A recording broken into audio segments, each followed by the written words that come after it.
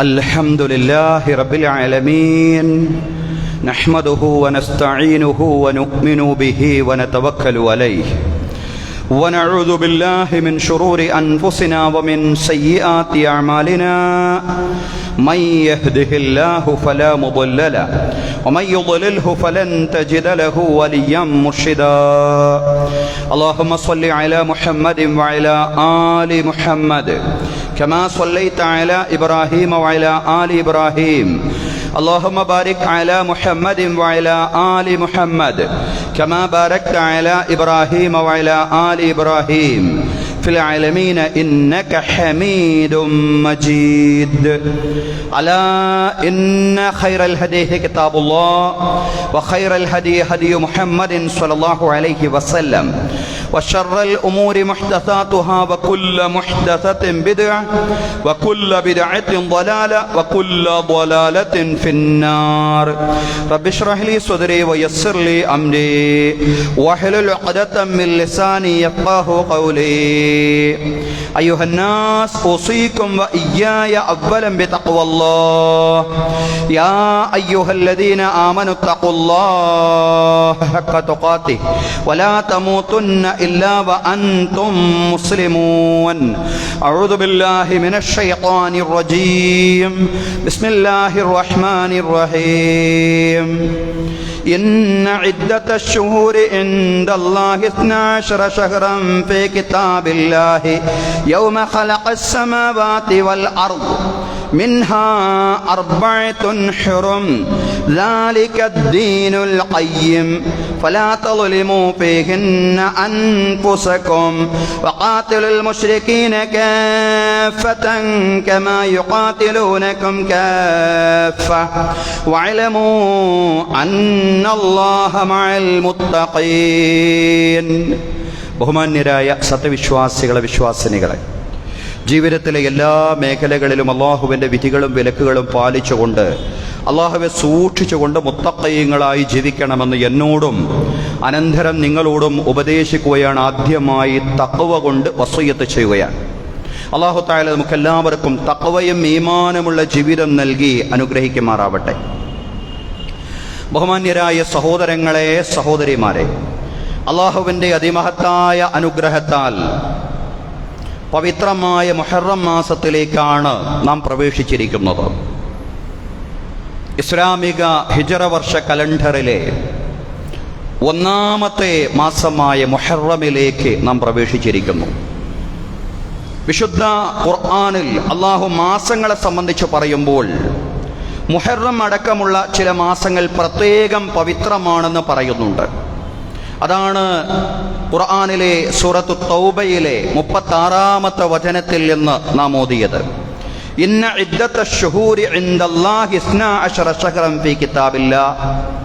നിശ്ചയം മാസങ്ങളുടെ എണ്ണം അള്ളാഹുവിൻ്റെ അടുക്കൽ 12 അള്ളാഹുവിൻ്റെ ഗ്രന്ഥത്തിൽ 12 മാസങ്ങൾ രേഖപ്പെടുത്തി വെച്ചിരിക്കുന്നു. യൗമ ഖലഖസ് സമാവാതി വൽ അർദ്. ആകാശഭൂമികളെ സൃഷ്ടിച്ച ദിനം തന്നെ 12 മാസങ്ങളെ രേഖപ്പെടുത്തി വെച്ചിരിക്കുന്നു. മിൻഹാ 4 ഹുറും. ആ 12 മാസങ്ങളിൽ 4 മാസങ്ങൾ പവിത്രമായ മാസങ്ങളാണ്. ദാലിക ദീനുൽ ഖയ്യിം. അതാണ് ഋജുവായ മതം. ഫലാ തളിമു ഫീഹിന്ന അൻഫുസകും. ആ 4 മാസങ്ങളിൽ നിങ്ങൾ നിങ്ങളോട് തന്നെ അതിക്രമം ചെയ്തേക്കരുത്. വഖാതിലുൽ മുശ്രികീന കാഫതൻ കമാ യുഖാതിലൂനകും കാഫ. യുദ്ധം വിലക്കപ്പെട്ട മാസങ്ങളാണത്. പക്ഷേ ബഹുദൈവ വിശ്വാസികൾ യാതൊരു കാരണവുമില്ലാതെ നിങ്ങളോട് ഇങ്ങോട്ട് ആക്രമിക്കാൻ വരികയാണെങ്കിൽ നിങ്ങൾക്ക് പ്രതിരോധിക്കാനുള്ള അനുമതിയുണ്ട്. വഅലമു അന്നല്ലാഹ മഅൽ മുത്തഖീൻ.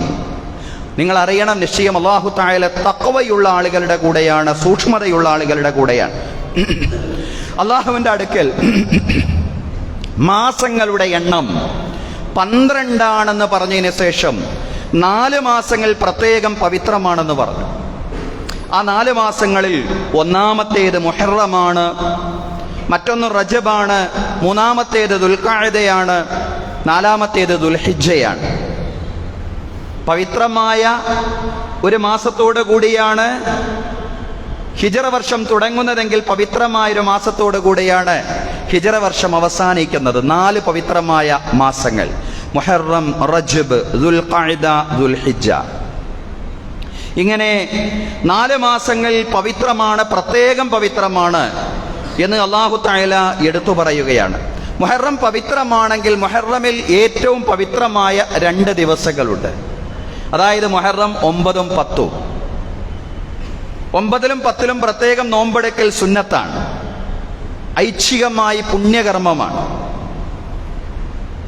ഇൻഷാ അല്ലാഹ് വരുന്ന ചൊവ്വാഴ്ചയും ബുധനാഴ്ചയുമായിരിക്കും മുഹറം 9 ഉം 10 ഉം. താസുവാ, ആഷുറാ എന്നാണ് മുഹറം 9-നും 10-നും ഇസ്ലാമിക ചരിത്രത്തിൽ അറിയപ്പെടുന്നത്. താസുവാവിൻ്റെയും ആഷുറാൻ്റെയും ചരിത്രം എല്ലാ വർഷവും നാം അനുസ്മരിക്കാറുണ്ട്. പക്ഷേ നമ്മുടെ ഓരോ സാഹചര്യങ്ങളും വ്യത്യസ്തങ്ങളായി വരുന്നത് കൊണ്ട് ആ സാഹചര്യങ്ങളുമായി ബന്ധിപ്പിച്ചുകൊണ്ട് ചരിത്രത്തെ അനുസ്മരിക്കുക എന്നുള്ളത് നമ്മുടെ ബാധ്യതയായിട്ട് മാറുകയാണ്. പുതിയ ഇന്ത്യൻ സാഹചര്യത്തിൽ വന്നിട്ടുള്ള മാറ്റങ്ങൾ നമുക്കറിയാം. ആ സാഹചര്യത്തെ മുൻനിർത്തിക്കൊണ്ട് മുഹറം 9-ന്റെയും 10-ന്റെയും ചരിത്രത്തെ അനുസ്മരിക്കാനാണ് ഇന്നത്തെ ഖുത്ബ പ്രയോജനപ്പെടുത്തുന്നത്. അള്ളാഹു തൗഫീഖ് നൽകി അനുഗ്രഹിക്കുമാറാവട്ടെ. ബഹുമാന്യരായ സഹോദരങ്ങളെ, സഹോദരിമാരെ, പ്രവാചകനായ മൂസാ അലൈഹിസ്സലാമയുടെ വിമോചന പോരാട്ടങ്ങൾക്ക് വിജയം കാണുകയും മർദ്ദകനായ ഫറോവയെ അല്ലാഹു തആല ചെങ്കടലിൽ മുക്കി നശിപ്പിക്കുകയും ചെയ്ത ദിവസമാണ് മുഹറം 10. അതാണ് മുഹറം 10-ന്റെ ചരിത്ര പ്രാധാന്യം എന്ന് പറയുന്നത്. മൂസാ നബി അലൈഹിസ്സലാമയുടെ ജനത എന്ന് പറഞ്ഞാൽ മർദ്ദിത സമൂഹം. ആ മർദ്ദിത സമൂഹത്തോട് മൂസാ നബി അലൈഹിസ്സലാമയോടും അദ്ദേഹത്തിന്റെ കാലഘട്ടത്തിൽ അദ്ദേഹത്തിന്റെ ജനതയോടുമുള്ള ഐക്യദാർഢ്യമാണ് മുഹറം 10-ലെ നോമ്പ് എന്ന് നാം മനസ്സിലാക്കേണ്ടതുണ്ട്. ഐച്ഛിക നോമ്പെടുക്കുക എന്നതിനപ്പുറത്ത് അതിന്റെ ചരിത്രവും സമകാലികമായിട്ട് ആ നോമ്പിനുള്ള ബന്ധവും മനസ്സിലാക്കുക എന്നതുകൂടി വിശ്വാസികൾ എന്ന അർത്ഥത്തിൽ നമ്മുടെയൊക്കെ ബാധ്യതയാണ്. സഹോദരങ്ങളെ, ഇന്ത്യയിലെ ഇസ്ലാമിക സമൂഹത്തെ സംബന്ധിച്ചിടത്തോളം മൂസാ നബി അലൈഹിസ്സലാമയുടെ ജനതയിൽ നിന്ന് വലിയ പാഠങ്ങളുണ്ട്. ഇന്ത്യയിലെ ഇസ്ലാമിക സമൂഹം എന്നല്ല, ലോകത്തിലെ ബഹുഭൂരിപക്ഷം പ്രദേശങ്ങളിലും മുസ്ലിം സമൂഹം ബഹുസ്വര ഇടങ്ങളിലാണ് ജീവിച്ചുകൊണ്ടിരിക്കുന്നത്. തീർച്ചയായിട്ടും അവർക്ക് എല്ലാവർക്കും തന്നെ കൂടുതൽ പാഠങ്ങളുണ്ട്, മറ്റുള്ളവർക്കും പാഠമുണ്ട്. പക്ഷേ ബഹുസ്വര സമൂഹങ്ങളിൽ ജീവിച്ചുകൊണ്ടിരിക്കുന്ന മുസ്ലിം സമാജത്തിന്, മുസ്ലിം സമാജങ്ങൾക്ക് കൂടുതൽ പാഠങ്ങൾ മൂസാ പ്രവാചകൻ അലൈഹിസ്സലാമയുടെയും അദ്ദേഹത്തിൻ്റെ ജനതയുടെയും ചരിത്രത്തിൽ നിന്ന് നമുക്ക് വായിക്കാൻ കഴിയുന്നതാണ്. മൂസാ പ്രവാചകൻ അലൈഹിസ്സലാമയുടെ നാമം 136 തവണയാണ് വിശുദ്ധ ഖുർആൻ പ്രയോഗിച്ചിട്ടുള്ളത്. അദ്ദേഹത്തിൻ്റെ ചരിത്രം ധാരാളം പറഞ്ഞിട്ടുണ്ട്. അദ്ദേഹത്തിൻ്റെ നാമവും മൂസ എന്ന പദം ഖുർആനിൽ 136 തവണ പ്രയോഗിച്ചിട്ടുണ്ട് എന്നുള്ളതാണ്. മൂസാ നബി അലൈഹിസ്സലാമയുടെ എതിരാളിയായ ഫിർഔനിന്റെ നാമം ഖുർആനിൽ 71 പ്രാവശ്യം പ്രയോഗിച്ചിട്ടുണ്ട്. മൂസാ നബി അലൈഹിസ്സലാമയുടെ ചരിത്രത്തിന് വരാൻ പോകുന്ന ജനസമൂഹങ്ങൾക്ക്, പടച്ചവന് ഇതൊക്കെ അറിയാമല്ലോ, വരാൻ പോകുന്ന ജനസമൂഹങ്ങൾക്കുള്ള ആ അഭേദമായ ബന്ധം കൊണ്ടായിരിക്കാം മൂസാ നബി അലൈഹിസ്സലാമയുടെ ചരിത്രവും മൂസാ നബി അലൈഹിസ്സലാമയുടെ നാമവും എന്നല്ല മൂസാ നബി അലൈഹിസ്സലാമയുടെ എതിരാളിയെ സംബന്ധിച്ച് പറയുന്ന കാര്യങ്ങളുമൊക്കെ ഇത്ര ദീർഘിച്ചുകൊണ്ട് ഖുർആൻ പറയുന്നത്. ഇന്ത്യ അടക്കമുള്ള ബഹുസ്വര സമൂഹങ്ങളിൽ മുസ്ലിം ഉമ്മത്തിന് നിർവഹിക്കാനുള്ള ദൗത്യം എന്ന് പറയുന്നത് മൂസാ നബി അലൈഹിസ്സലാമയ്ക്ക് ഈജിപ്തിൽ നിർവഹിച്ച, ആ മൂസാ നബി അലൈഹിസ്സലാം നിർവഹിച്ച ദൗത്യമാണ്. ഇന്ത്യ അടക്കമുള്ള ബഹുസ്വര സമൂഹങ്ങളിൽ ജീവിച്ചുകൊണ്ടിരിക്കുന്ന മുസ്ലിം സമൂഹത്തിന് നിർവഹിക്കുവാനുള്ള ഉത്തരവാദിത്തം എന്ന് പറയുന്നത്. മൂസാ നബി അലൈഹിസ്സലാം 3 ദൗത്യങ്ങളാണ് നിർവഹിച്ചത്, 3 ഉത്തരവാദിത്തങ്ങൾ നിർവഹിച്ചു. ഒന്നാമത്തെ ദൗത്യം എന്ന് പറയുന്നത് അമുസ്ലിങ്ങളായിട്ടുള്ള കോപ്റ്റിക്കുകളിൽ, കിബുത്തുകളിൽ ഇസ്ലാമിക പ്രബോധനം നിർവഹിക്കുക. അതായിരുന്നു മൂസാ നബി അലൈഹിസ്സലാം നിർവഹിച്ച ഒന്നാമത്തെ ദൗത്യം എന്ന് പറയുന്നത്. രണ്ടാമത്തെ ദൗത്യം പാരമ്പര്യ സമൂഹമായ ഇസ്രയേല്യരിൽ, അന്നത്തെ പാരമ്പര്യ സമൂഹമായിരുന്ന ഇസ്രയേല്യരിൽ നടമാടിയിരുന്ന ശിർക്ക് ബിദ്അത്തുകളിൽ നിന്ന് അവരെ സംസ്കരിച്ച് തൗഹീദിന്റെ ശരിയായ വഴിയിലേക്ക് അവർ ആനയിക്കുക എന്നുള്ളതാണ്. അന്ധവിശ്വാസങ്ങളിൽ നിന്നും അനാചാരങ്ങളിൽ നിന്നും ഇസ്രയേല്യരെ സംസ്കരിച്ചെടുത്തുകൊണ്ട് തൗഹീദിന്റെ ശരിയായ വഴിയിലേക്ക് ആനയിക്കുക എന്നതായിരുന്നു മൂസാ നബി അലൈഹി സ്വലാം നിർവഹിച്ച രണ്ടാമത്തെ ദൗത്യം. ഒന്നാമത്തേത് കിബത്തുകളിൽ അഥവാ ഫിറഔന്റെ ജനതയിൽ ഇസ്ലാമിന്റെ പ്രബോധനം നിർവഹിക്കുക. അന്നത്തെ അമുസ്ലിം ജനസമൂഹം അവരായിരുന്നു. അവരിൽ ഇസ്ലാമിക പ്രബോധനം നിർവഹിക്കുക. രണ്ടാമത് നിർവഹിച്ച ദൗത്യം ഇസ്രയേല്യരിൽ അവരിൽ നടമാടിയിരുന്ന ഷിർക്കിൽ നിന്ന്, ബിദ്അത്തുകളിൽ നിന്നും അവരെ മോചിപ്പിച്ചുകൊണ്ട്, അന്ധവിശ്വാസങ്ങളിൽ നിന്നും അനാചാരങ്ങളിൽ നിന്നും അവരെ മോചിപ്പിച്ചുകൊണ്ട് തൗഹീദിന്റെ ശരിയായ പാതയിലേക്ക് അവരെ ആനയിക്കുക എന്നുള്ളതായിരുന്നു. മൂന്നാമത്തേത് ആ കാലഘട്ടത്തിലെ സർവലാരും ചോദ്യം ചെയ്യപ്പെടാതെ അംഗീകരിച്ചു പോന്നിരുന്ന ഫറോവ, ഏകാധിപതിയായ ഫറോവ, അന്നത്തെ ഫാസിസ്റ്റായിരുന്ന ഫറോവ, ആ ഫറോവയുടെ ആധിപത്യത്തിൽ നിന്ന് ഇസ്രയേല്യരെ മോചിപ്പിക്കുക. ഈ മൂന്ന് ദൗത്യവും മൂസാ നബി അലൈഹിസ്സലാം നിർവഹിച്ചു. മൂന്ന് ദൗത്യങ്ങൾ. ഒന്നാമത്തേത് പ്രബോധന ദൗത്യം, രണ്ടാമത്തേത് സംസ്കരണ ദൗത്യം, മൂന്നാമത്തേത് വിമോചന ദൗത്യം. ഈ മൂന്ന് ദൗത്യങ്ങളായിരുന്നു മഹാനായ പ്രവാചകൻ മൂസാ നബി അലൈഹിസ്സലാമിക്ക് ഈജിപ്തിൽ നിർവഹിക്കാനുണ്ടായിരുന്നതെങ്കിൽ ഇന്ത്യൻ സമൂഹത്തെ സംബന്ധിച്ചിടത്തോളം, ഇന്ത്യയിലെ മുസ്ലിം സമൂഹത്തെ സംബന്ധിച്ചിടത്തോളം മൂസാ നബി അലൈഹി സ്വലാമിയുടെ ചരിത്രം കൂടുതൽ പ്രസക്തമാണ്. കാരണം ഇതേ മൂന്ന് ദൗത്യങ്ങൾ തന്നെയാണ് ഇന്ത്യയിൽ നമുക്ക് നിർവഹിക്കാനുള്ളത്. ഒന്ന്, മഹാഭൂരിപക്ഷം വരുന്ന മുസ്ലിം സഹോദരങ്ങളിൽ, സഹോദര സമുദായങ്ങളിൽ ഇസ്ലാമിന്റെ പ്രബോധനം നിർവഹിക്കുക. രണ്ടാമത്തേത്, പാരമ്പര്യ സമുദായത്തിൽ കടന്നുകൂടിയ ശിർക്ക് ബിദ്അത്തുകളിൽ നിന്ന് അവരെ വിമോചിപ്പിച്ചുകൊണ്ട് ഇസ്ലാമിന്റെ ശരിയായ തൗഹീദിന്റെ പാതയിലേക്ക് അവരെ ആനയിക്കുക എന്നുള്ളതാണ്. മൂന്നാമത്തേത്, ഫാസിസ്റ്റ് ഏകാധിപത്യത്തിൽ നിന്നും ഈ രാജ്യത്തെ വിമോചിപ്പിക്കുക. ഈ മൂന്ന് ദൗത്യങ്ങളാണ് ഇന്ത്യയിലെ മുസ്ലിം സമൂഹത്തെ സംബന്ധിച്ചിടത്തോളം നിർവഹിക്കാനുള്ളതെങ്കിൽ ആ മൂന്ന് ദൗത്യങ്ങളും മൂസാ നബി അലൈഹിസ്സലാം ഈജിപ്തിൽ നിർവഹിച്ച ദൗത്യമായിരുന്നു എന്ന് വളരെ കൃത്യമായിട്ട് നമുക്ക് മനസ്സിലാക്കാൻ സാധിക്കുന്നതാണ്.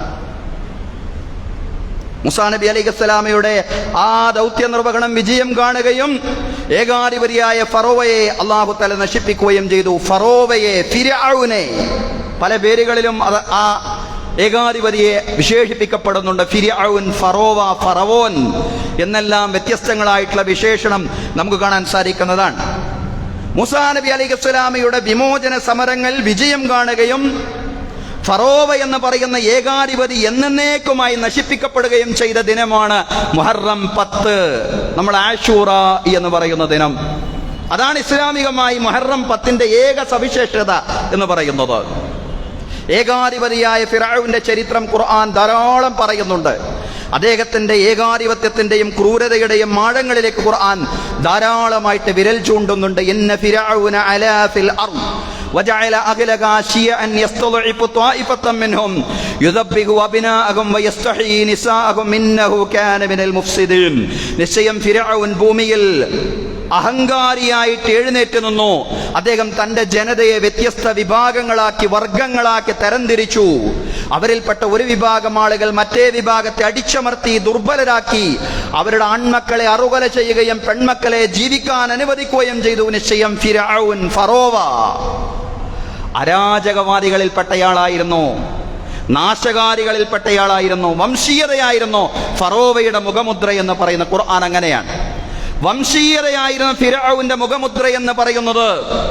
ഇതേ വംശീയതയിൽ നിലനിൽക്കുന്ന ഒരു പ്രത്യയശാസ്ത്രമാണ് ഇന്ത്യ രാജ്യത്തിലും അധീശത്വം വാണുകൊണ്ടിരിക്കുന്നത് എന്നത് തന്നെയാണ് മൂസാ നബി അലൈഹിസ്സലാമിയുടെ ചരിത്രവും ഇന്ത്യയിലെ നിലവിലുള്ള ചരിത്രവും തമ്മിലുള്ള ഏറ്റവും വലിയ താരതമ്യം എന്ന് പറയുന്നത്. വംശീയതയിൽ അധിഷ്ഠിതമായ പ്രത്യയശാസ്ത്രം അന്നത്തെ ഈജിപ്തിൽ ആധിപത്യം പുലർത്തിയിരുന്നുവെങ്കിൽ ഇന്നത്തെ ഇന്ത്യയും നയിച്ചുകൊണ്ടിരിക്കുന്നത് വംശീയതയിൽ അധിഷ്ഠിതമായ പ്രത്യയശാസ്ത്രമാണെന്ന് കാണാവുന്നതാണ്. MS ഗോൾവാൾക്കർ അദ്ദേഹത്തിന്റെ സഹപ്രവർത്തകരോട് പറഞ്ഞ വാക്കുകൾ ഇന്നത്തെ ഇന്ത്യൻ ഫാസിസത്തിന്റെ ആ ദർശനത്തിന്റെ അടിത്തറ ഭാഗിയവരിൽപ്പെട്ട MS ഗോൾവാൾക്കർ അദ്ദേഹത്തിന്റെ സഹപ്രവർത്തകരോട് പറയാണ്, നിങ്ങൾ ബ്രിട്ടീഷ് സാമ്രാജ്യത്വത്തിനെതിരെ സമരം ചെയ്ത് സമയം കളയണ്ട, അവിടെയൊന്നും നിങ്ങളുടെ സമയം നിങ്ങൾ കളയണ്ട. മറിച്ച് നിങ്ങൾ സമരം ചെയ്യേണ്ടതും നിങ്ങൾ ഇല്ലാതാക്കേണ്ടതും രാജ്യത്തിന്റെ ആഭ്യന്തര ശത്രുക്കളെയാണ്. രാജ്യത്തിന്റെ ആഭ്യന്തര ശത്രുക്കളെ ഇല്ലായ്മ ചെയ്യുകയാണ് വേണ്ടത്. അതിൽ ഒന്നാമത്തേത് മുസ്ലിമാണ്, രണ്ടാമത്തേത് ക്രിസ്ത്യാനിയും, മൂന്നാമത്തേത് കമ്മ്യൂണിസ്റ്റുമാണ് എന്ന് പറഞ്ഞു വെച്ചു. എന്ന് മാത്രമല്ല, അവരോട് വിയോജിപ്പുള്ളവരെ ഓരോന്നോരോന്നായി ഇല്ലാതാക്കുക. വിയോജിക്കുന്നവരാണ് ആഭ്യന്തര ശത്രുക്കൾ എന്ന രീതിയിൽ അവതരിപ്പിക്കുന്ന സഹോദരങ്ങളെ, സഹോദരിമാരെ, വംശീയതയാണ്. ഈ വംശീയ ബോധത്തിൽ നിന്ന് ഇന്നിപ്പോൾ നമ്മുടെ നാട്ടിൽ അതല്ലെങ്കിൽ നമ്മുടെ രാജ്യത്ത് നടന്നുകൊണ്ടിരിക്കുന്ന ആൾക്കൂട്ട കൊലപാതകങ്ങൾ, ബുൾഡോസർ രാജ് നമ്മളെ ഗൗരവത്തിൽ ചർച്ച ചെയ്തുകൊണ്ടിരിക്കുകയാണ്. എങ്ങനെ അത് സംഭവിക്കുന്നു? ആവർത്തിച്ച് സംഭവിക്കുന്നു. പുതിയ ഭരണകൂടം വന്നപ്പോൾ അല്പമെങ്കിലും ആശ്വാസം ഉണ്ടാകുമെന്ന് പലരും ധരിച്ചു. കാരണം ഒരു പൂർണ്ണമായിട്ടുള്ള ഭൂരിപക്ഷത്തോടു കൂടിയല്ല അധികാരത്തിലേക്ക് വന്നത് എന്നതിനാൽ തന്നെ കുറച്ചെങ്കിലും ആശ്വാസമുണ്ടാവുമെന്ന് ധരിച്ചു. പക്ഷേ ആശ്വാസം കാണുന്നില്ല. ആൾക്കൂട്ട കൊലപാതകങ്ങൾ നിർബാധം തുടർന്നുകൊണ്ടിരിക്കുകയാണ്. രാജ്യത്തുടനീളം നമ്മളത് കാണുന്നു എന്ന് മാത്രമല്ല, ബുൾഡോസർ രാജ് പള്ളികൾ അതുപോലെ തന്നെ വീടുകളെല്ലാം തന്നെ ഇല്ലാതാക്കിക്കൊണ്ടിരിക്കുന്ന വർത്തമാനമാണ് നാം കേട്ടുകൊണ്ടിരിക്കുന്നത്. വംശീയ ബോധത്തിൽ നിന്നാണ് ഇത് കൂടുതലെടുക്കുന്നത്. നയിച്ചുകൊണ്ടിരിക്കുന്നത്, ഭരണകൂടത്തെ നയിച്ചുകൊണ്ടിരിക്കുന്ന ദർശനം എന്ന് പറയുന്നത് വംശീയതയായതുകൊണ്ടാണ്. അതാണ് എന്റെ അടിസ്ഥാന പ്രശ്നം എന്ന് പറയുന്നത്. അതുകൊണ്ട് അടിസ്ഥാന പ്രശ്നം പരിഹരിക്കാതെ പരിഹാരമുണ്ടാവില്ല എന്നുള്ളതാണ്. മണിപ്പൂരിൽ നമ്മൾ കാണുന്നു, നഗ്നരാക്കി പെൺകുട്ടികളെ തെരുവിലൂടെ നടത്തുന്ന വളരെ വേദനാജനകമായ ദുഃഖകരമായ അവസ്ഥ മണിപ്പൂരിൽ നമ്മൾ കണ്ടു. എങ്ങനെ സംഭവിച്ചു എന്ന് ചോദിച്ചാൽ അതും ഇതേ വംശീയതയിൽ നിന്നാണ്.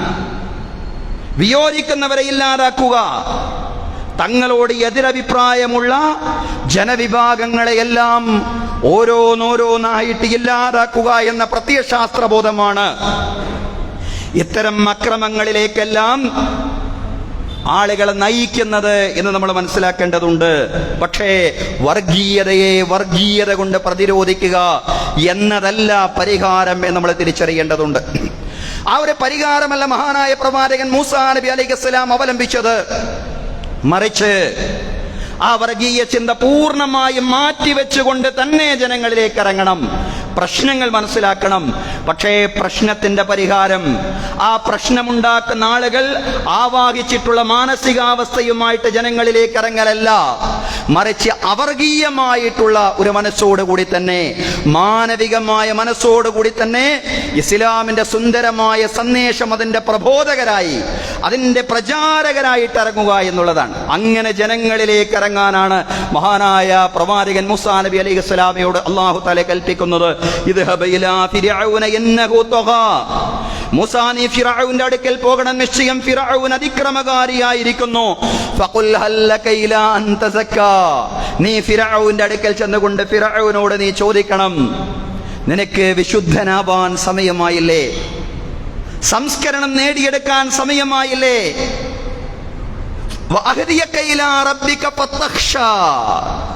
നിന്റെ രക്ഷിതാവിന്റെ അടുക്കലേക്ക് ഞാൻ നിന്നെ ആനയിക്കാം. നീ അല്ലാഹുവിനെ ഭയപ്പെടുക, നീ അല്ലാഹുവിനെ ഭയപ്പെടുക, അല്ലാഹുവിന്റെ അടുക്കലേക്ക് ഞാൻ നിന്നെ ആനയിക്കാം. സംസ്കൃതനാവുക, നന്നാവുക എന്ന് ഫിർഔന്റെ അടുക്കൽ ചെന്ന്, ഫിർഔന്റെ ജനതയുടെ അടുക്കൽ ചെന്ന് നീ പറയണം എന്നാണ് പ്രവാചകൻ മൂസാ നബി അലൈഹിസ്സലാമയോട് അല്ലാഹു തആല പറയുന്നത്. ഇസ്രായേലിൽപ്പെട്ട ആൺമക്കൾ അറുകൊല ചെയ്യുകയും പെൺമക്കളെ ജീവിക്കാൻ അനുവദിക്കുകയും ചില വ്യാഖ്യാതാക്കളുടെ വിശദീകരണം അനുസരിച്ച് മാനഭംഗപ്പെടുത്തുകയും ചെയ്തിരുന്ന ക്രൂരനായ ഫിർഔൻ, ആ ഫിർഔന്റെ അടുക്കലേക്കും ആ ഫിർഔന്റെ ജനതയായ കിബുത്തികളുടെ അടുക്കലേക്കും ഇസ്ലാമിന്റെ സന്ദേശവുമായിട്ട് എത്തണം പ്രവാചകൻ മൂസാ നബി അലൈഹി സ്വലാമയോട് പറയാം. ആ ദൗത്യം അവർക്ക് കൂടിയുള്ളതാണ്. ആ സന്ദേശം, ഈ ദീനിന്റെ വെളിച്ചം, ഈ തൗഹീദിന്റെ വെളിച്ചം ഫിർഔന്റെ ജനതയ്ക്ക് കൂടി അനുഭവിക്കാൻ സാധ്യമാവണം. സഹോദരങ്ങളെ, സഹോദരിമാരെ, ഇന്ത്യയിലെ ഇസ്ലാമിക സമൂഹത്തിനും ഈ രാജ്യത്ത് നിർവഹിക്കാനുള്ള ഏറ്റവും വലിയ ദൗത്യം എന്ന് പറയുന്നത് ഇസ്ലാമിനെ സംബന്ധിച്ചറിയാത്ത മഹാഭൂരിപക്ഷം വരുന്ന ഇന്ത്യൻ ജനതയ്ക്ക് ഇസ്ലാമിന്റെ സന്ദേശം പ്രകാശിപ്പിക്കുക എന്നുള്ളതാണ്. നിന്റെ രക്ഷിതാവിന്റെ മാർഗത്തിലേക്ക് തത്വദീക്ഷയോടെ നല്ല ഉപദേശങ്ങളുടെ കൂടെ നീ നിന്റെ രക്ഷിതാവിന്റെ മാർഗത്തിലേക്ക് ജനങ്ങൾ ആനയിക്കണം. തത്വദീക്ഷയോടുകൂടെയും നല്ല ഉപദേശങ്ങളോടുകൂടെയും നിന്റെ റബ്ബിന്റെ വഴിയിലേക്ക് ആളുകളെ നീ ക്ഷണിക്കണം. വജാദിൽഹും ബില്ലത്തി ഹിയ അഹ്സൻ, ഏറ്റവും നല്ല രീതിയിൽ ജനങ്ങളോട് നീ സംവദിക്കണം. ഏറ്റവും നല്ല രീതിയിൽ ജനങ്ങളോട് സംവദിച്ചുകൊണ്ട് റബ്ബിന്റെ വഴിയിലേക്ക് ആനയിക്കണം. ദഅവത്താകുന്ന മഹത്തായ ദൗത്യം അതാണ് ഈ രാജ്യത്ത് ഇന്ത്യയിലെ മുസ്ലിം സമാജത്തിന്, സമൂഹത്തിന്, ഉമ്മത്തിന് നിർവഹിക്കാനുള്ള ഏറ്റവും വലിയ ദൗത്യം എന്ന് പറയുന്നത്. രണ്ടാമത്തേത് നമ്മൾ പറഞ്ഞതുപോലെ മൂസാ നബി അലൈഹിസ്സലാം നിർവഹിച്ച ദൗത്യം എന്താണ്? അത് തന്നെയാണ് നമുക്ക് നിർവഹിക്കാനുള്ളത്. മൂസാ നബി അലൈഹിസ്സലാം ഫിർഔന്റെ അടുക്കൽ ചെന്നു. ഏകാധിപതിയായ ഫിർഔന്റെ അടുക്കൽ ചെന്നുകൊണ്ട് തന്റെ ജനതയായ ഇസ്രായേല്യരെ കോപ്റ്റിക്കുകളിൽ നിന്ന്, ഖിബ്തുകളിൽ നിന്ന്, ഫിർഔനിൽ നിന്ന് മോചിപ്പിക്കാനുള്ള പരിശ്രമമാണ് നടത്തിയത്. അർസിൽ മഇയ ബനി ഇസ്രായീൽ വലാ തുഅദ്ദിബുഹും, ഫഅർസിൽ മഇയ ബനി ഇസ്രായീൽ വലാ തുഅദ്ദിബുഹും. ഇസ്രായേൽ മക്കളെ അടിമകളാക്കി വെച്ചിരുന്ന ഫിർഔന്റെ അടുക്കൽ ചെന്നുകൊണ്ട് മഹാനായ പ്രവാചകൻ മൂസാ നബി അലൈഹിസ്സലാം പറയാണ്, ഫഅർസിൽ മഅനാ ബനി ഇസ്രായീൽ, ഞങ്ങളുടെ കൂടെ, എൻ്റെ കൂടെ, ഹാറൂന്റെ കൂടെ, എൻ്റെ സഹോദരൻ ഹാറൂന്റെ കൂടെ നീ ഇസ്രായേൽ മക്കളെ അയക്കണം, അയച്ചു തരണം. ഇസ്രായേൽ മക്കളെ പീഡിപ്പിക്കരുത്. വലാ തുഅദ്ദിബുഹും, അവരെ അടിമകളാക്കി വെക്കരുത്, അവരെ അറുകൊല ചെയ്യരുത്, അവരെ പീഡിപ്പിക്കരുത്. അവരെ ഞങ്ങളുടെ കൂടെ നീ അയക്കണം. അവർക്കും സ്വാതന്ത്ര്യം വേണം, അവർക്കും വിമോചനം വേണം. അവരുടെ കൈകളിലുള്ള ആമങ്ങളെ, ചെങ്ങലകളെ അഴിച്ചു വെക്കണം. മഹാനായ പ്രവാചകൻ മൂസാ നബി അലൈഹിസ്സലാം രണ്ടാമത്തെ ദൗത്യം വളരെ ഭംഗിയായി നിർവഹിക്കുകയായിരുന്നു.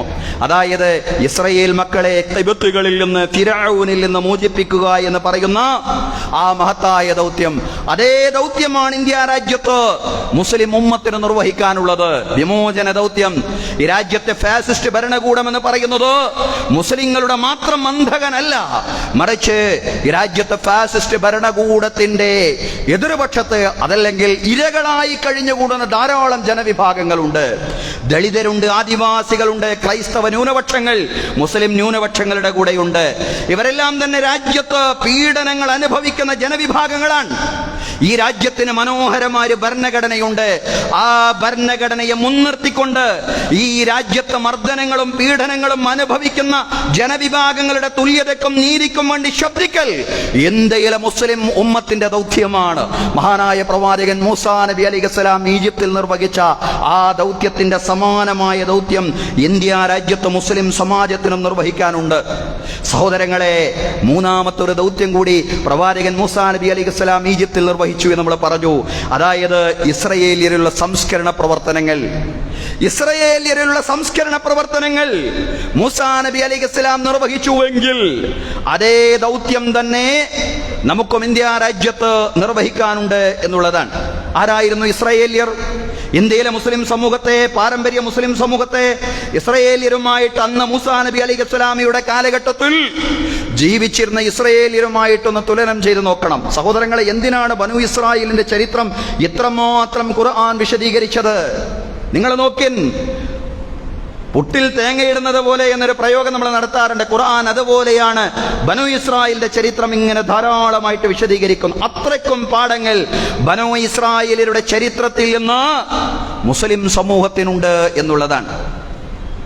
നിരവധി ശിർക്കൻ വിശ്വാസങ്ങളിൽ അകപ്പെട്ട ഒരു സമൂഹമായിരുന്നു മൂസാ നബി അലൈഹിസ്സലാമിയുടെ കാലഘട്ടത്തിലെ ഇസ്രായേലിയർ എന്ന് പറയുന്നത്. ഈജിപ്തിൽ നിന്ന് ഫലസ്തീനിലേക്ക് പ്രയാണം ചെയ്യുമ്പോൾ മൂസാ പ്രവാചകൻ അലൈഹിസ്സലാമിയോട് അവർ ചോദിക്കുന്നുണ്ട്, ഇജ്അൽ ലനാ ഇലാഹൻ കമാ ലഹും ആലിഹ.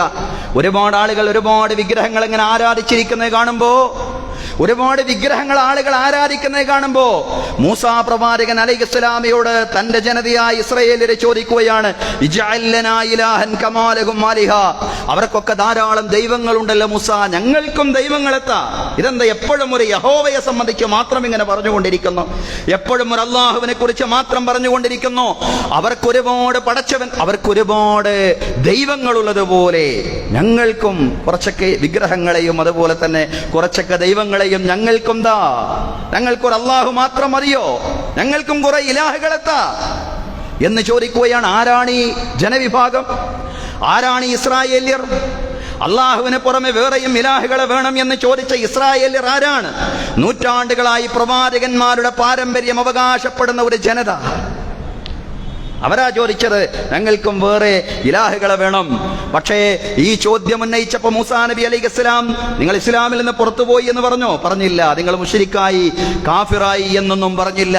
അങ്ങനെ പറയലല്ല ഒരു പ്രബോധകന്റെ ശൈലി എന്ന് പറയുന്നത്. മറിച്ച് മൂസാ നബി അലൈഹിസ്സലാം ചെയ്ത ഒരു കാര്യമാണ്, ഗൗരവത്തിൽ ഒരു കാര്യം. എന്താ മൂസാ നബി അലൈഹിസ്സലാം നിർവഹിച്ചത്? മൂസാ നബി അലൈഹിസ്സലാം അള്ളാഹുവിന്റെ കഴിവും അള്ളാഹുവിന്റെ ശക്തിയും അവരെ ബോധ്യപ്പെടുത്തുന്ന രീതിയിൽ സംസാരിച്ചു എന്നുള്ളതാണ്. പടച്ചവനാരാണെന്ന് നിങ്ങൾ മനസ്സിലാക്കണം. നിങ്ങൾക്ക് വേറെ ഇലാഹുകളെ വേണമല്ലേ? എന്തുകൊണ്ടാണ് നിങ്ങൾ അങ്ങനെ ചോദിക്കുന്നത്?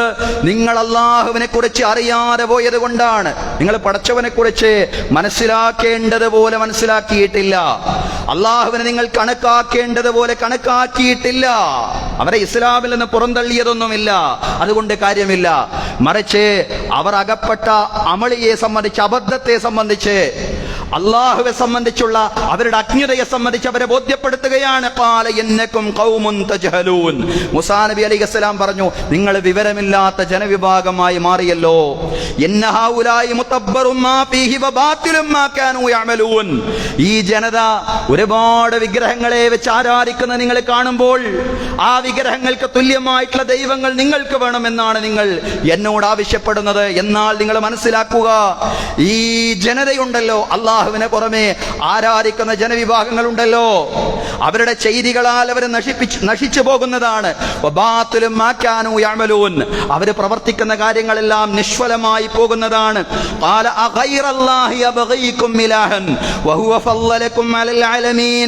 അല്ലാഹു അല്ലാത്തവരെയാണോ നിങ്ങൾ ഇലാഹായിട്ട് കാംക്ഷിക്കുന്നത്? അല്ലാഹു അല്ലാത്തവരെയാണോ നിങ്ങൾ ഇലാഹായി കാംക്ഷിക്കുന്നത്? അല്ലാഹു ലോകരെക്കാളെല്ലാം നിങ്ങളെ ഉത്കൃഷ്ടരാക്കിയിരിക്കുന്നു, ശ്രേഷ്ഠരാക്കിയിരിക്കുന്നു. ലോകരിൽ നിന്ന് അല്ലാഹു തആല പ്രത്യേകമായ ദൗത്യ നിർവഹണത്തിന് വേണ്ടി നിങ്ങളെ തെരഞ്ഞെടുത്തിരിക്കുന്നു. അങ്ങനെ അള്ളാഹുവിന്റെ പ്രവാചകന്മാർ ധാരാളം ആഗതമായ ജനസമൂഹമാണ് നിങ്ങളുടെ സമൂഹം എന്ന് പറയുന്നത്. ആ ഒരു സമൂഹം നൂറ്റാണ്ടുകളായി പ്രവാചകന്മാരുടെ പാരമ്പര്യം അവകാശപ്പെടുന്ന ജനത, അവർ അള്ളാഹുവിനെ മറന്നുകൊണ്ട് വേറെ ഇലാഹുകളെ തേടുമ്പോൾ മൂസാ നബി അലൈഹിസ്സലാം അവരെ തിരുത്തുകയാണ്. നിങ്ങൾ അള്ളാഹുവിനെ അറിയണം, നിങ്ങൾ അള്ളാഹുവിനെ വേണ്ടതുപോലെ മനസ്സിലാക്കണം. സഹോദരങ്ങളെ, ഇന്നത്തെ മുസ്ലിം സമൂഹത്തിലേക്ക് നമ്മളൊന്ന് കടന്നു വന്നാൽ മുസ്ലിം സമൂഹത്തിലും ഇതുപോലെ ചിത്രങ്ങൾ നമുക്ക് കാണാൻ കഴിയും. പരമ്പരാഗതമായിട്ട് ഞങ്ങൾ ഇസ്ലാമിന്റെ ആളുകളാണെന്ന് അവകാശപ്പെടുന്നവർ തന്നെ അവരിൽ പലരും തന്നെ ഔലിയാക്കളോടും കബറാളികളോടും ഇങ്ങനെ വിളിച്ചു പ്രാർത്ഥിച്ചു കൊണ്ടിരിക്കുന്ന അവസ്ഥാവിശേഷം കാണുന്നു. ആ ഔലിയാക്കളെയും കബറാളികളെയും ഗൗസും കുത്തുബുമെല്ലാമായിട്ട് വാദിക്കുന്നവർ ഗൗസാണ്, കുത്തുബാണ്, അവരെ സഹായിക്കും, എവിടെ നിന്ന് ചോദിച്ചാലും എവിടെ നിന്ന് വിളിച്ചാലും അവർ വിളി കേൾക്കും എന്നെല്ലാം ഇങ്ങനെ പ്രാർത്ഥിച്ചു കൊണ്ടിരിക്കുന്ന അവസ്ഥാവിശേഷങ്ങൾ ഈ അടുത്ത കാലത്ത് പ്രഗത്ഭനായിട്ടുള്ളൊരു തങ്ങൾ മരിച്ചപ്പോ, മലബാർ പ്രദേശത്തൊരു തങ്ങൾ മരിച്ചപ്പോ നമ്മൾ ശ്രദ്ധിച്ചിട്ടുണ്ടാവും.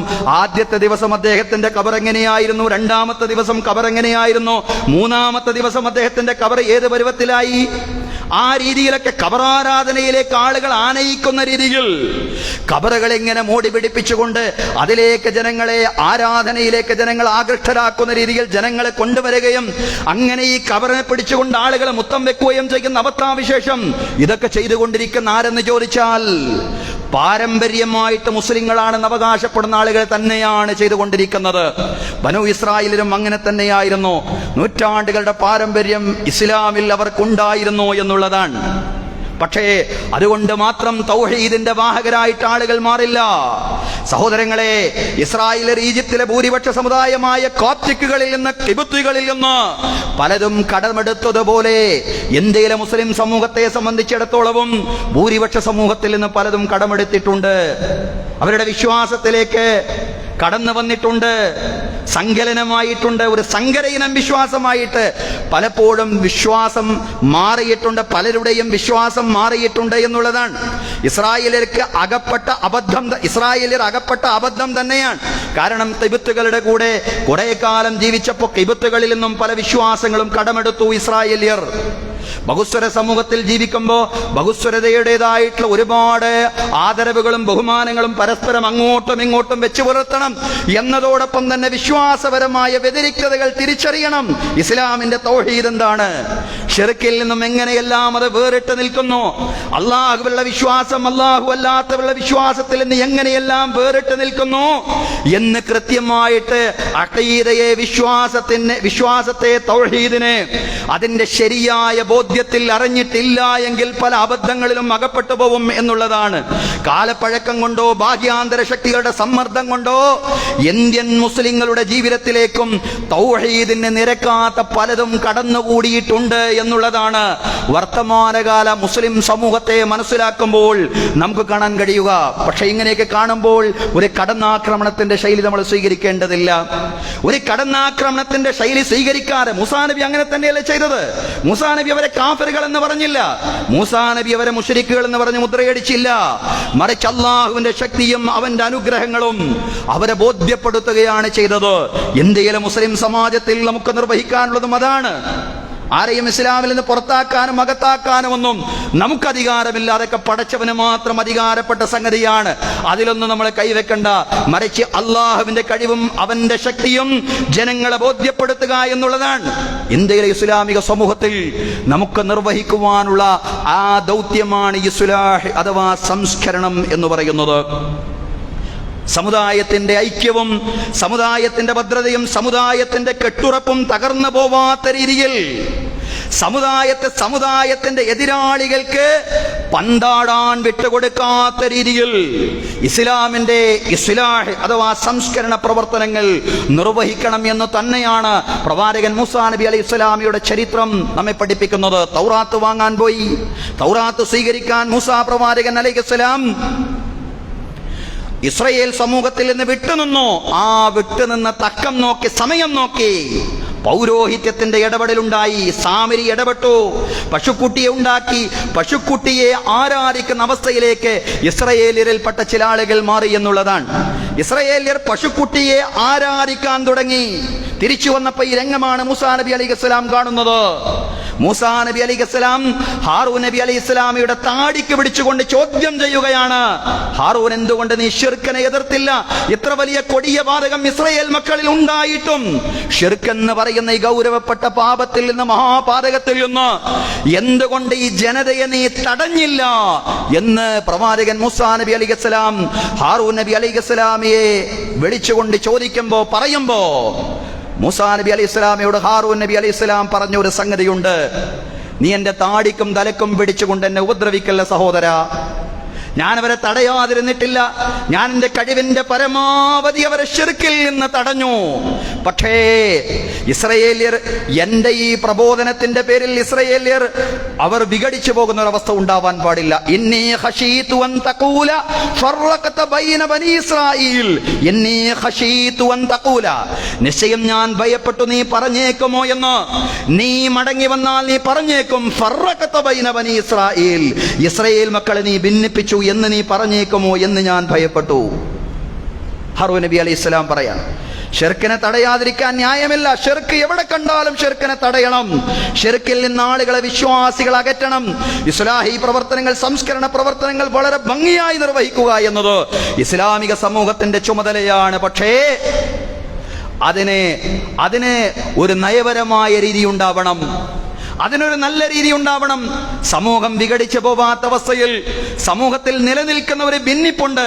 ആ ഭിന്നിപ്പിന് ശക്തി പകരാത്ത രീതിയിലുള്ള ഒരു ഇസ്ലാഹി പ്രവർത്തനത്തിനാണ് ഇസ്ലാമിക സമൂഹം എന്നും തയ്യാറാവേണ്ടത് എന്ന് ബനൂ ഇസ്രായേലിലുള്ള മൂസാ നബി അലൈഹി സ്വലാമിയുടെ ഇസ്ലാഹിന്റെ ചരിത്രം, സംസ്കരണ പ്രവർത്തനങ്ങളുടെ ചരിത്രം പഠിക്കുമ്പോൾ നമുക്ക് മനസ്സിലാക്കാൻ സാധിക്കുന്നതാണ്. കഴിവിന്റെ പരമാവധി സമൂഹത്തിന്റെ ഐക്യത്തിന് കോട്ടം തട്ടാത്ത രീതിയിൽ, കഴിവിന്റെ പരമാവധി എന്നേ പറയാൻ സാധിക്കൂ. കഴിവിന്റെ പരമാവധി സമുദായത്തിന്റെ ഐക്യത്തിന് കോട്ടം തട്ടാത്ത രീതിയിൽ ശിർക്ക് ബിദ്അത്തുകളിൽ നിന്ന് ആളുകളെ തടയണം എന്നാണ് മൂസാ നബി അലൈഹി സ്വലാമിയുടെ ചരിത്രം നമ്മെ പഠിപ്പിക്കുന്ന സഹോദരങ്ങളെ. അങ്ങനെ നയപരമായ ഒരു ശൈലി എല്ലാ മേഖലയിലും മൂസാ പ്രവാചകൻ അലൈഹി സ്വലാം കൈകൊണ്ടപ്പോ ഖിബ്തികളിൽ തന്നെ മൂസാ നബി അലൈഹി സ്വലാമിയെ പിന്തുണക്കുന്ന ആളുകൾ ഉണ്ടായി എന്നുള്ളതാണ്. ഖിബ്തികളിൽ തന്നെ ഈ ദൗത്യ നിർവഹണം, ഈ 3 ദൗത്യവും വളരെ ഭംഗിയായി നിർവഹിക്കുകയാണ്. ഒന്ന് ഖിബ്തികളിലുള്ള ഇസ്ലാമിക പ്രബോധനം, രണ്ടാമത്തേത് ഇസ്രായേലിലുള്ള സംസ്കരണ പ്രവർത്തനങ്ങൾ, മൂന്നാമത്തേത് ഫിറഔന്റെ ഏകാധിപത്യത്തിൽ നിന്ന് ജനങ്ങളെ മോചിപ്പിക്കുവാനുള്ള പ്രവർത്തനങ്ങൾ. ഈ 3 ദൗത്യങ്ങളും വളരെ നയപരമായി ഭംഗിയായി നിർവഹിച്ചപ്പോ എന്താ സംഭവിച്ചത്? ഖിബ്തികളിൽ നിന്ന് തന്നെ, മൂസാ നബി അലൈഹിസ്സലാമയുടെ എതിരാളികളിൽ നിന്ന് തന്നെ മൂസാ നബിയെ പിന്തുണയ്ക്കുന്ന ആളുകളുണ്ടായി. വഖാല റജുലുൻ മുഅ്മിനുൻ മിൻ ആലി ഫിർഔന യഖ്തുമു ഈമാനഹു അതഖ്തുലൂന റജുലൻ അൻ യഖൂല റബ്ബി അല്ലാഹ്. വഖാല റജുലുൻ മുഅ്മിനുൻ മിൻ ആലി ഫിർഔന, ഫിർഔന്റെ കുടുംബത്തിൽ നിന്നുള്ള വിശ്വാസിയായ ഒരാൾ പറഞ്ഞു. മൂസാ നബിയെ പിന്തുണച്ചുകൊണ്ട് ഫിറഔന്റെ കുടുംബത്തിൽ നിന്ന് ആളുകൾ വരികയാണ്.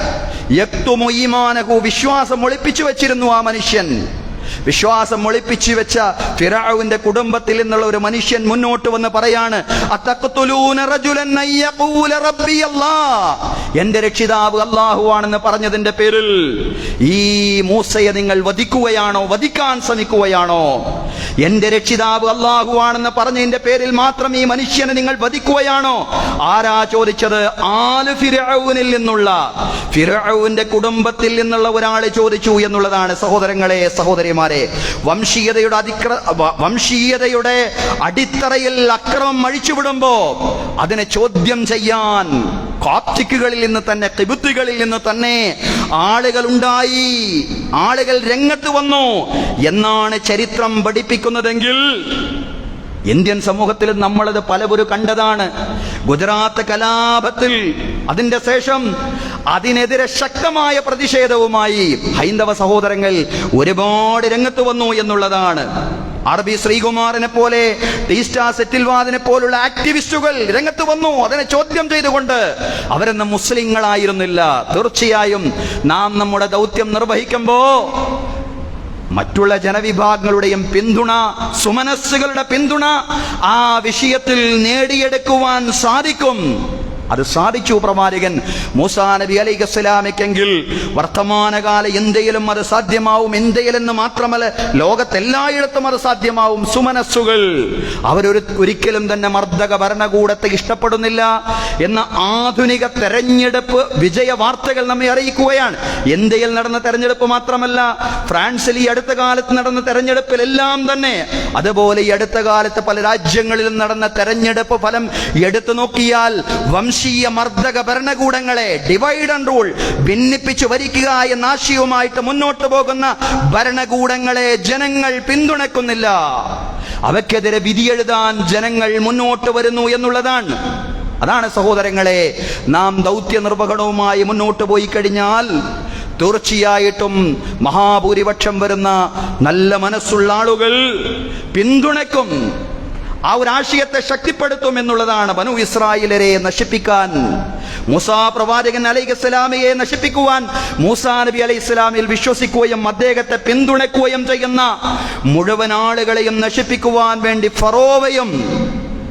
ഫറോവയുടെ അനുയായികളും മൂസാ നബി അലൈഹിസ്സലാമയുടെ പിന്നാലെ കൂടുന്നുണ്ട്.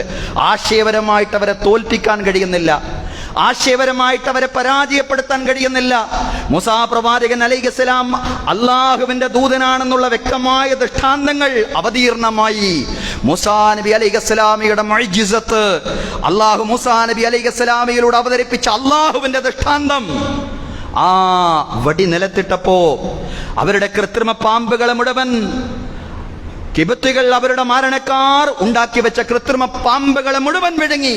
അവസാനം മാരണക്കാർ ഒന്നടങ്കം ആമന്നാ ബിറബ്ബി ഹാറൂന വ മൂസ, മൂസായുടെയും ഹാറൂന്റെയും റബ്ബിലിതാ ഞങ്ങൾ വിശ്വസിച്ചിരിക്കുന്നു എന്ന് പറയുമ്പോ കോപാകുലനായിട്ട് ഫിറഔൻ എഴുന്നേറ്റ് നിന്ന് ഫിറഔൻ അവരെ കുരിശിൽ തറക്കാൻ വേണ്ടി അവരുടെ പിന്നാലെ കൂടുന്ന ഒരു രംഗമുണ്ട്. സഹോദരങ്ങളെ, സഹോദരിമാരെ, ബനു ഇസ്രായേലിനെ നശിപ്പിക്കാൻ, മൂസാ നബി അലൈഹിസ്സലാമിൽ വിശ്വസിച്ച ആളുകളെ നശിപ്പിക്കാൻ ഫറോവയും അദ്ദേഹത്തിന്റെ കിങ്കരന്മാരും ഇസ്രായേലിയുടെ പിന്നാലെ കൂടുമ്പോ, ഫറോവയുടെ സൈന്യം തൊട്ടടുത്തെത്തുമ്പോ മൂസാ നബി അലൈഹിസ്സലാമിയുടെ ജനത മൂസാ നബി അലൈഹിസ്സലാമിയോട് ചോദിക്കുന്ന ഒരു ചോദ്യമുണ്ട്. ഖാല അസ്ഹാബു മൂസാ യന്നാല മുദറകൂൻ.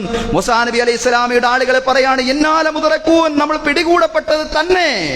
ഫിറഔനും കിങ്കരന്മാരും നമ്മുടെ തൊട്ടടുത്തെത്തിയിരിക്കുന്നു. മൂസാ നബി അലൈഹിസ്സലാം പറയാണ് ഖാല കല്ലാ ഇന്ന മഈ റബ്ബി സയഹ്ദീൻ. അവിടെയും റബ്ബിനെ സംബന്ധിച്ചുള്ള ബോധ്യവും റബ്ബിലുള്ള ആത്മവിശ്വാസവും അവർക്ക് ഉണ്ടാക്കിയെടുക്കുകയാണ്.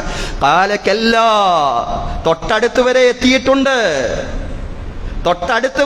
എത്തിയിട്ടുണ്ട്. ഇനി പാരാവാരം പോലെ പരന്നു കിടക്കുന്ന ജലാശയമാണ്. ആ ജലാശയത്തിന്റെ ഓരത്ത് നിന്നാണ് അവർ പറയുന്നത്. മൂസാ നബി അലൈഹി ഇസ്ലാമിയുടെ ജനത മൂസാ നബി അലൈഹി ഇസ്ലാമിയോട് പറയാണ്, ഫിറഔനും ഫിറഔന്റെ ആളുകൾ നമ്മുടെ തൊട്ടടുത്ത് വരെ എത്തിയിരിക്കുന്നു. നമ്മൾ ഇനി എന്താണ് ചെയ്യുക? നമുക്കൊന്നും ചെയ്യാനില്ല. ഇന്ന മഈ റബ്ബി, നിശ്ചയം എന്റെ കൂടെ എന്റെ രക്ഷിതാവുണ്ട്, നിശ്ചയം എന്റെ കൂടെ എന്റെ രക്ഷിതാവുണ്ട്. സയഹ്ദീൻ, അവൻ എനിക്ക് വഴി കാണിച്ചു തരും. നിങ്ങൾ ഭയപ്പെടണ്ട, നിങ്ങൾ ആശങ്കിക്കണ്ട. നമ്മൾ മാത്രമല്ല, നമ്മുടെ കൂടെ റബ്ബുണ്ട്. ചെങ്കടൽ പിളർത്തി രക്ഷപ്പെടാൻ അള്ളാഹു ഇസ്രായേലിയർക്ക് അവസരം നൽകി എന്നുള്ളതാ. അതാണല്ലോ ചരിത്രം. ചെങ്കടൽ പിളർത്തി അള്ളാഹു തആല. അങ്ങനെ ചെങ്കടൽ പിളർത്തിക്കൊണ്ട് ഇസ്രായേലിനെ അള്ളാഹു തആല രക്ഷപ്പെടുത്തി എന്നുള്ളതാണ്. ഫറോവയെ ചെങ്കടലിൽ നശിപ്പിച്ചു. 202 സെന്റിമീറ്റർ നീളമുള്ള ഫിറഔന്റെ അഥവാ റാംസസ് രണ്ടാമന്റെ ഭൗതിക ശരീരം ചരിത്രത്തിലെ എല്ലാ ഏകാധിപതികൾക്കുമുള്ള മുന്നറിയിപ്പായി എന്നും ഈജിപ്തിലെ മ്യൂസിയത്തിലുണ്ട്. സഹോദരങ്ങളെ, നീതിയും ധർമ്മവും സത്യവും ജയിച്ച ആ ദിനമാണ് മുഹറം 10. ഇനി മുഹറം 10 ബുധനാഴ്ച നമ്മൾ നോമ്പ് നോൽക്കാൻ പോവുകയാണ്. ആ ദിനം എന്ന് പറഞ്ഞാൽ നീതിയും സത്യവും ധർമ്മവും ജയിച്ച ദിനമാണ്. ഖദിമൻ നബി സല്ലല്ലാഹു അലൈഹി വസല്ലം അൽ മദീന, റസൂലുള്ളാഹി മദീനത്തിൽ വന്നു. റസൂലുള്ളാഹി മദീനത്ത് വന്നു. റസൂലുള്ളാഹി മദീനയിൽ വന്നപ്പോൾ ഫറഅൽ യഹൂദ തസൂമു യൗമ അശൂറ, അശൂറ ദിനത്തിൽ ജൂതന്മാർ നോമ്പെടുക്കുന്നു. മുഹറം 10 ജൂതന്മാർ നോമ്പെടുക്കുന്നു. ഫഖാല മാ ഹാദാ, ഇതെന്താ നിങ്ങൾ മുഹറം 10 നോമ്പെടുക്കുന്നത് എന്ന് ചോദിച്ചു. ഖാലു ഹാദാ യൗമുൻ സ്വാലിഹുൻ, അവര് പറഞ്ഞു ഇത് നല്ലൊരു ദിവസമാണ്. ഹാദാ യൗമുൻ നജ്ജല്ലാഹു ബനി ഇസ്രായീല മിൻ അദുവ്വിഹിം ഫസാമഹു മൂസാ ശുക്രൻ ലില്ലാഹ്. ബനൂ ഇസ്രായേലിനെ അല്ലാഹു തആല അവരുടെ ശത്രുവിൽ നിന്ന് രക്ഷപ്പെടുത്തിയ ദിനമാണിത്. മൂസാ നബി അലൈഹിസ്സലാം നോമ്പെടുത്തു. അല്ലാഹുവിനുള്ള നന്ദി പ്രകാശനം എന്നോണം മൂസാ നബി അലൈഹിസ്സലാം നോമ്പെടുത്തു. ഖാല സല്ലല്ലാഹു അലൈഹി വസല്ലം, നബി സല്ലല്ലാഹു അലൈഹി വസല്ലം പറഞ്ഞു, അനാ ഹഖ്ഖു ബി മൂസാ മിൻകും, ഞാൻ മൂസയോട് നിങ്ങളെക്കാൾ ഏറ്റവും അടുത്തയാളാണ്. ആശയപരമായി നിങ്ങളെക്കാൾ മൂസയോട് ഞാനാണ് അടുത്ത് നിൽക്കുന്നത്. ഫസ്വാമഹു, അങ്ങനെ പ്രവാചകൻ സല്ലല്ലാഹു അലൈഹി വസല്ലമയും മുഹറം 10 നോമ്പെടുത്തു. വഅമറ ബിസ്വിയാമിഹി, നോമ്പെടുക്കാൻ കൽപ്പിക്കുകയും ചെയ്തു. മദീനയിലെ ജൂതന്മാരോട് ചോദിച്ചു, എന്താണ് നിങ്ങൾ ഈ ദിവസം നോമ്പെടുക്കാൻ കാരണം? ഇന്നേ ദിവസമാണ് മൂസാ നബി അലൈഹിസ്സലാമയെ അല്ലാഹു തആല രക്ഷപ്പെടുത്തുകയും ഫിറഔനെ നശിപ്പിക്കുകയും ചെയ്തത് എന്ന് പറഞ്ഞപ്പോൾ, മൂസാ നബി അലൈഹിസ്സലാമയെ തന്റെ ശത്രുവിൽ നിന്നും അല്ലാഹു തആല രക്ഷപ്പെടുത്തിയ ദിനമാണ് ഇന്നേ ദിവസം എന്ന് പറഞ്ഞപ്പോൾ, മൂസയോട് ആശയപരമായിട്ട് ഏറ്റവും അടുത്ത് നിൽക്കുന്നവൻ ഞാനാണെന്ന് പ്രവാചകൻ സല്ലല്ലാഹു അലൈഹി വസല്ലം പറഞ്ഞത്. അങ്ങനെ മൂസാ നബി അലൈഹിസ്സലാം നോമ്പെടുക്കാൻ കൽപ്പിച്ചതുപോലെ പ്രവാചകൻ സല്ലല്ലാഹു അലൈഹി വസല്ലം നോമ്പെടുക്കാൻ കൽപ്പിച്ചു. എന്ന് മാത്രമല്ല, പ്രവാചകൻ നോമ്പെടുത്തു. വഅമറ ബിസ്വിയാമിഹി, നോമ്പെടുക്കാൻ കൽപ്പിക്കുകയും ചെയ്തു. തുടർന്ന് പ്രവാചകൻ സല്ലല്ലാഹു അലൈഹി വസല്ലം പറഞ്ഞു, ലയൻ ബഖയിതു ഇലാ ഖാബിലിൻ ലഅസൂമന്ന താസിയ, അടുത്ത കൊല്ലം ഞാൻ ജീവിച്ചിരിക്കുകയാണെങ്കിൽ മുഹറം 9 ഞാൻ നോമ്പെടുക്കും. അടുത്ത കൊല്ലം ഉണ്ടെങ്കിൽ മുഹറം 9 നോമ്പെടുക്കും. അടുത്ത കൊല്ലം പ്രവാചകൻ സല്ലല്ലാഹു അലൈഹി വസല്ലം ജീവിച്ചിരിപ്പുണ്ടായില്ല. അതുകൊണ്ട് പ്രവാചകൻ അങ്ങനെ നോമ്പ് പ്രവാചകൻ മുഹറം 9 എടുത്തതായിട്ടും നമ്മൾ കാണുന്നില്ല എന്നുള്ളതാണ്.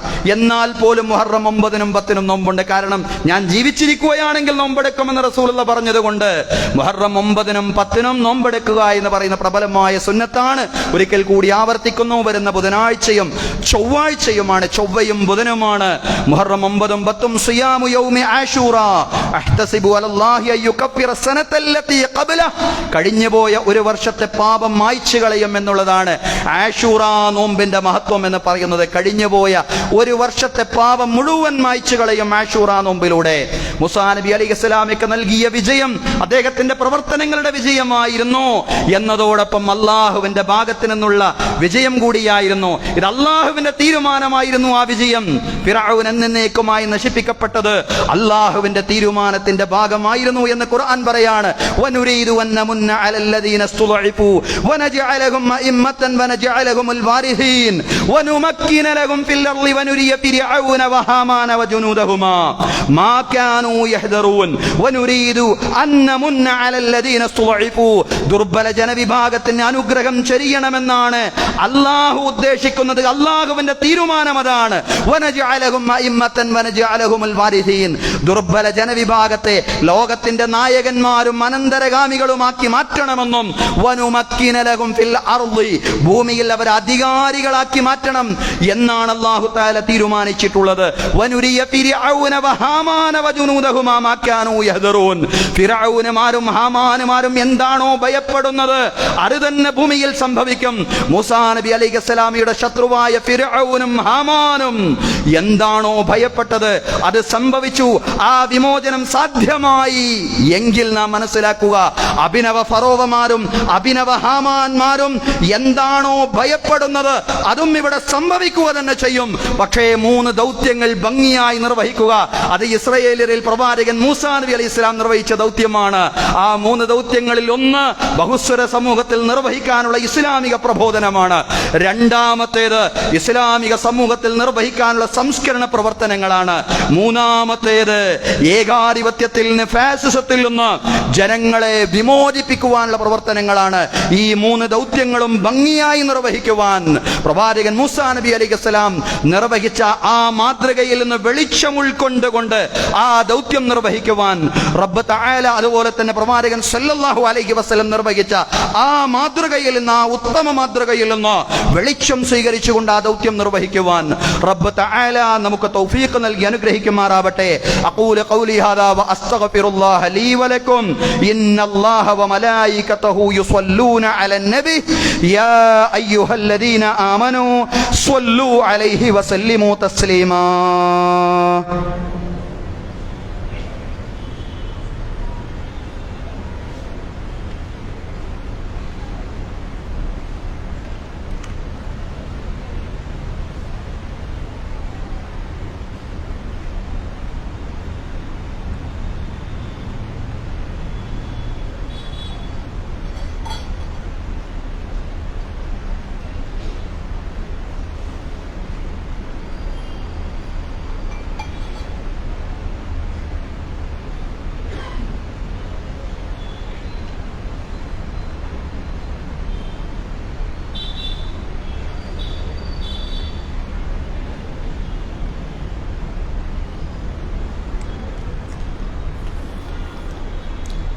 الحمد لله رب العالمين والصلاة والسلام على الرسول الأمين محمد وعلى آله وصحبه أجمعين.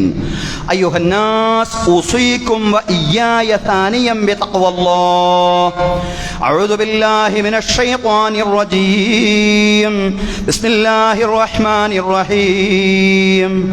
يا أيها الذين آمنوا اتقوا الله حق تقاته ولا تموتن إلا وأنتم മുസ്ലിമൂൻ.